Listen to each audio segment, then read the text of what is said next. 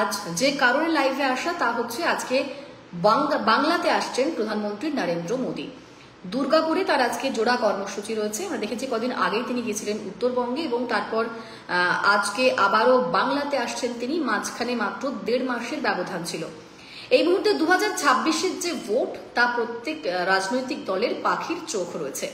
মূলত সেই পাখির চোখকে কেন্দ্র করে আজকে আবারও বঙ্গে আসছেন প্রধানমন্ত্রী নরেন্দ্র মোদী।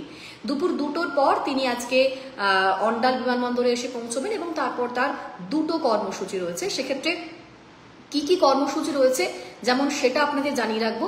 তারই পাশাপাশি আজকের এই যে মোদীর জনসভা, মোদীর প্রশাসনিক সভার পর মোদীর জনসভা, তা অত্যন্ত রাজনৈতিকভাবে গুরুত্বপূর্ণ। কারণ দেখেছি আমরা যে গত পরশু দিনই তৃণমূল নেত্রী মমতা বন্দ্যোপাধ্যায় তিনি নেমেছেন রাজপথে। তার ইস্যু ছিল যেভাবে বাংলার পরিযায়ী শ্রমিকদের বাইরে গিয়ে হেনস্থার মুখে পড়তে হচ্ছে, যেভাবে তাদের বাংলাদেশের তকমা দিয়ে শুধুমাত্র বাংলা বলার জন্য বাংলাদেশের তকমা দিয়ে বাংলাদেশে পাঠিয়ে দেওয়া হচ্ছে, তারই প্রতিবাদে রাজপথে নেমেছিলেন তৃণমূল নেত্রী এবং সেখান থেকে তিনি সুর বেঁধে দিয়েছেন।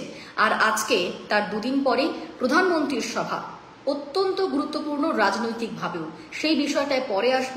প্রথমে জানিয়ে রাখি যে আজকে কি কি কর্মসূচি রয়েছে প্রধানমন্ত্রীর। যারা এই মুহূর্তে লাইভটি দেখছেন তারা একটু কমেন্ট করবেন। এখনো পর্যন্ত কারো কমেন্ট দেখতে পাচ্ছি না। আপনারা একটু কমেন্ট করলে বুঝতে সুবিধে হবে কারা কারা রয়েছেন আমার সঙ্গে এই মুহূর্তে। তো প্রথমেই বলি আজকে মোদীর কি কি কর্মসূচি রয়েছে। আজকে দুপুর 2টোর পরে অন্ডালে নামবেন প্রধানমন্ত্রী নরেন্দ্র মোদী এবং তারপর তিনি সড়ক পথে যাবেন দুর্গাপুরে গান্ধী মোড় থেকে নেহেরু স্টেডিয়াম পর্যন্ত 3 কিলোমিটার রোড শো করার কথা রয়েছে তার। যদি আবহাওয়া ঠিক থাকে, আবহাওয়া একেবারে ঠিকঠাক থাকে, তাহলে কিন্তু তিনি রোড শো করবেন এবং তারপর নেহেরু স্টেডিয়ামে সভা করবেন তিনি। ইতিমধ্যেই 2টি মঞ্চ তৈরি করা হয়েছে।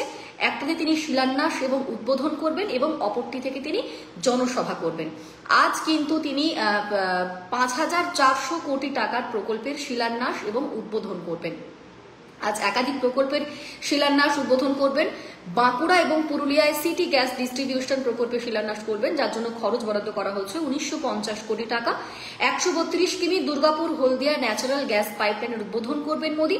তারই পাশাপাশি পুরুলিয়া কোটশিলা 36 কিমি ডবল লাইনের উদ্বোধন করবেন প্রধানমন্ত্রী নরেন্দ্র মোদী এবং তারই পাশাপাশি তপসি ও পাণ্ডবেশ্বরের 2টি রেল ওভারব্রিজের উদ্বোধন করবেন প্রধানমন্ত্রী নরেন্দ্র মোদী। এবং অর্থাৎ একটি মঞ্চ থেকে তিনি এই প্রশাসনিক যে প্রকল্প এবং শিলান্যাস তার উদ্বোধন করবেন এবং তারই পরে তিনি জনসভা করবেন। আর অবশ্যই সেই জনসভায় তিনি কি বার্তা দেবেন সেই দিকেই নজর রয়েছে রাজনৈতিক মহল থেকে শুরু করে তার দলের কর্মী সমর্থকদের জন্য। কারণ দেখেছি আমরা যে ইতিমধ্যেই তৃণমূল কিন্তু সুর চড়াতে শুরু করে দিয়েছে।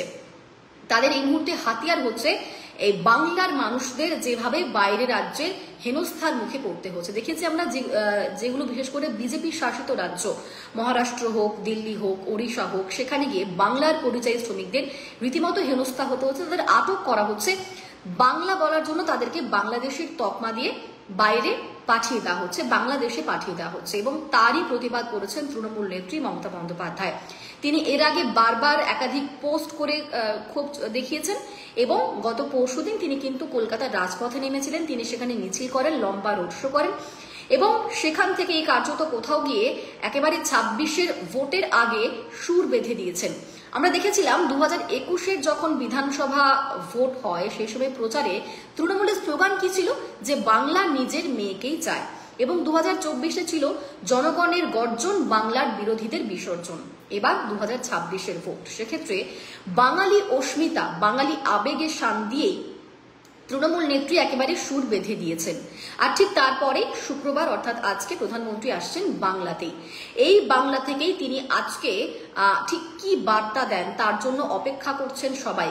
তারই পাশাপাশি অত্যন্ত গুরুত্বপূর্ণ যে বিষয়টা তা হচ্ছে গতকালকেই, আজকে বাংলায় আসার আগে গতকালকে তিনি বাংলাতে নিজের এক্স হ্যান্ডেলে পোস্ট করেছেন এবং সেখানে তিনি লিখেছেন যে একমাত্র বিজেপি পারবে বাংলাতে তৃণমূলের যে অপশাসন চলছে সে অপশাসন সরিয়ে দিতে, দূর করতে। অত্যন্ত গুরুত্বপূর্ণ প্রধানমন্ত্রীর এই পোস্ট। আজকে তার সভার আগে গতকাল তিনি পোস্ট করেছেন। সেক্ষেত্রে রাজনৈতিক উত্তাপ ক্রমশই কিন্তু বাড়ছে। আর তারই পাশাপাশি বিজেপির অন্দরে যে ইতিমধ্যেই প্রশ্ন উঠেছে, আমরা দেখেছিলাম যে দিলীপ ঘোষ সমসাময়িক কালে তার যে কার্যকলাপ, তাকে কোথাও ডাকা হয়নি, তিনি কোনো সভাতে আমন্ত্রণ পাননি, এরকম এটা কিন্তু আমরা দেখেছি। প্রাক্তন বিজেপির রাজ্য সভাপতি দিলীপ ঘোষ তিনি এই মুহূর্তে কোথাও গিয়ে একটা সক্রিয় কিনা তা নিয়ে প্রশ্ন উঠেছিল। এবং তারপর যখন শ্রমিক ভট্টাচার্য রাজ্য সভাপতির পদ পেলেন, তিনি কিন্তু চেয়েছিলেন যে যেন পুরনো এবং নতুনদের মধ্যে কোনো রকম বিভেদ না থাকে এবং পুরনো যেন দলে গুরুত্ব দেওয়া হয়, সে নিয়ে একটা পদক্ষেপ করেছিলেন বলেই মনে করছিল রাজনৈতিক মহল। সেক্ষেত্রে দিলীপ ঘোষ আজকে মোদির সভায় থাকবেন কিনা তা নিয়ে কিন্তু বড় প্রশ্ন ছিল। কিন্তু গতকালই দেখেছি আমরা যে দিলীপ ঘোষ আজকে নরেন্দ্র মোদীর সভায় দুর্গাপুরে থাকছেন না, তিনি দিল্লি গিয়েছেন। তিনি বলেছেন তাকে বিশেষ কারণে দিল্লি ডেকে পাঠানো হয়েছে এবং তিনি তারই পাশাপাশি একটি গুরুত্বপূর্ণ মন্তব্য করেছিলেন যে আমি গেলে কারো কারো অস্বস্তি বাড়তে পারে। তার দিলীপ ঘোষের এই মন্তব্য ঠিক কাকে উদ্দেশ্য করে বলা সেই বিষয়টা কিন্তু এখনো স্পষ্ট নয়, কিন্তু দলের অন্দরেই যে কোথাও গিয়ে একটা ক্ষোভ রয়েছে তা কিন্তু কোথাও গিয়ে স্পষ্ট। এবং আজকের নরেন্দ্র মোদীর সভায় দিলীপ ঘোষ থাকছেন না, এটাও কিন্তু অত্যন্ত গুরুত্বপূর্ণ বিষয়। সব মিলিয়ে রাজনৈতিক উত্তাপ বাড়ছে দুর্গাপুরে, আর কিছুক্ষণ পরেই সেখানে নরেন্দ্র মোদী আসবেন। সব মিলিয়ে শেষ মুহূর্তের প্রস্তুতি একেবারে তুঙ্গে রয়েছে। নিরাপত্তা ব্যবস্থা আঁটোসাঁটো করা হয়েছে প্রধানমন্ত্রীর আজকে এই রোড শো এবং সভা ঘিরে।